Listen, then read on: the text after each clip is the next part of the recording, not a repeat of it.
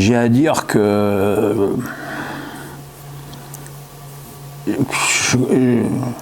je comprends et je ne comprends pas à la fois la joie marseillaise, parce que de toute façon, quoi que tu fasses, et quelle que soit la manière dont tu prends la chose, effectivement, ça fait 44 ans que Marseille n'avait pas gagné à Bordeaux et que là, ils ont gagné. Okay. Maintenant, j'ai vu l'état de déliquescence des Girondins déjà au complet depuis le début de la saison, et vu en plus l'état de l'équipe qui a joué, parce qu'il y a ceux qui ont pu jouer parce qu'ils étaient négatifs, mais qui n'avaient pas eu des entraînements corrects parce qu'ils étaient positifs au Covid la semaine d'avant.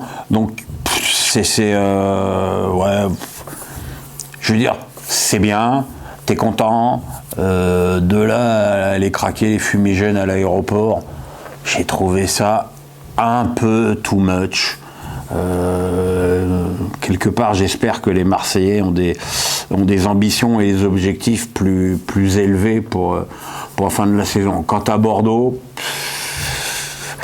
j'ai pas trouvé ça pire que les matchs où ils étaient au complet, hein, pour rien vous cacher. C'est une équipe qui est quand même vraiment très inquiétante.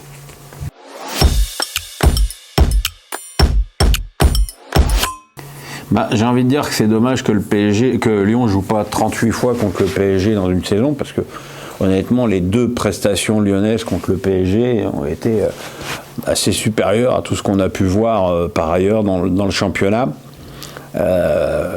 Autant je les avais trouvés vraiment dominateurs, très intéressants, et ils ne méritaient pas de perdre au Parc. Autant hier, ils ont joué tous derrière, puis ils ont contré. Hein. C'était pas non plus un choix tactique venu d'ailleurs. Ils ont manqué d'efficacité sur 2-3 occasions. Bon, le PSG aussi, hein. Mbappé a touché 2 fois le poteau. Voilà, je pense quand même qu'au niveau de l'engagement, de la détermination, c'est un match dont les Lyonnais doivent se servir pour la suite. Maintenant, se renforcer, c'est sûr que s'ils font un joueur genre Nicolas Pepe, ça peut être très très intéressant. Bien sûr, abondance de bons joueurs ne nuit jamais.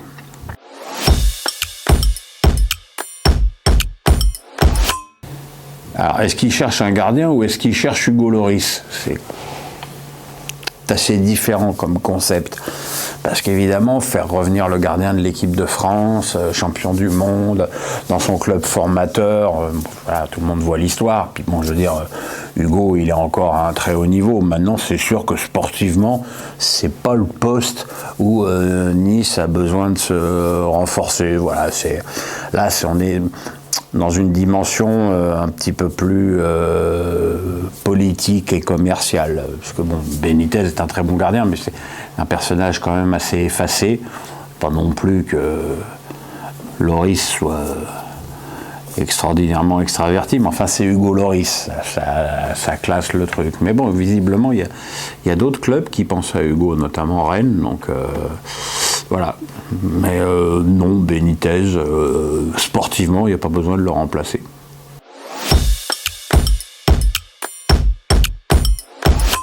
Alors, je ne sais pas si le terme mafia est totalement approprié, je ne suis pas sûr qu'il ne le soit pas non plus. Ce qui est sûr, c'est que la désignation des arbitres est d'une opacité invraisemblable, que les notations des arbitres, pareil, opacité totale.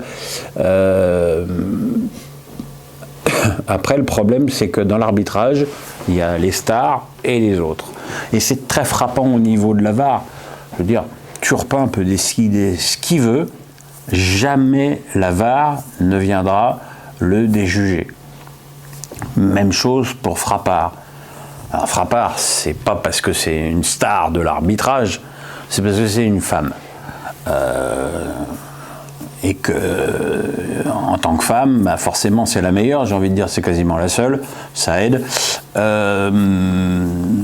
Mais ce qui est hallucinant, c'est qu'elle donne rouge direct à Schneiderlin hier, et qu'il n'y ait pas un mec dans la VAR pour lui dire chérie, t'exagères un petit peu.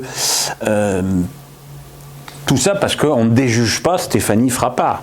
C'est un problème. C'est un problème. C'est que si la VAR sert aussi à faire de la politique, je veux dire, la VAR, elle ne ment pas. Je veux dire, tous les gens qui sont contre la VAR, c'est les interprétations qui sont nazes. Je veux dire, la VAR, tu vois le tac de Schneiderlin, tu vois la VAR, tu te dis, bon, bah voilà, ça vaut même pas jaune. Ou peut-être jaune, parce que, on va dire, excès d'engagement, et encore. Donc, si la VAR n'intervient pas, c'est qu'il y a une malhonnêteté ou une incompétence humaine. Et que c'est toujours le même problème, c'est l'incompétence ou la malhonnêteté humaine.